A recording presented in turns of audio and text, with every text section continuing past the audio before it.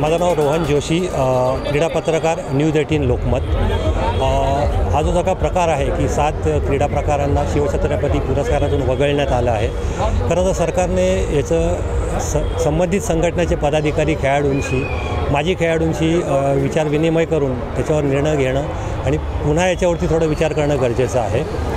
कारण की असे अनेक खेळ आहेत की त्यांच्या निकषाप्रमाणे जे राष्ट्रकुल स्पर्धांमध्ये नाही आहेत, एशियन गेम्समध्ये नाही आहेत, ऑलिम्पिकमध्ये तर फार कमी खेळ आहेत। मेजॉरिटी खेळ बघायला गेलं तर ऑलिम्पिकमध्ये नाहीच आहे। तर अशा खेळांचा क्रायटेरिया यांना लावून गेली 40-40, 50-50 वर्ष आपण त्यांना पुरस्कार देत होतो, सन्मानित करत होतो, ते थांबवणं चुकीचं आहे। गेल्या 4 ते 5 वर्षांपासून बघितलं तर खेलो इंडिया खेलोचं मी उदाहरण देतो, कारण भारत सरकारचाच उपक्रम आहे, महाराष्ट्र अव्वल आहे।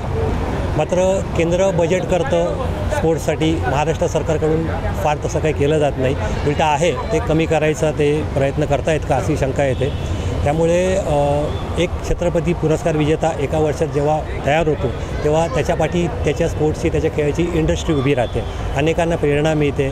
त्याला ज्यांनी स्पॉन्सर्स केले तिथपासून ते त्याला व्यायाम प्रकार शिकवणारे त्याचे प्रशिक्षक, त्याचे घरचे, ज्या आस्थापनात तो काम करतो त्याचे सहकारी, सर्वांनाच त्याच्यात यश मिळतं आणि असे अनेक चांगले खेळाडू आणि अनेक चांगले असे गोष्टी तयार होतात। त्यामुळे नेमकं कारण काय आहे त्याचा क्रायटेरिया ठरवावा आणि सरसकट न सांगता अचानक पुरस्कार सोहळ्याच्या काही दिवस आधी असं रद्द करणं हे चुकीचं आहे, याचा पुनर्विचार करावा।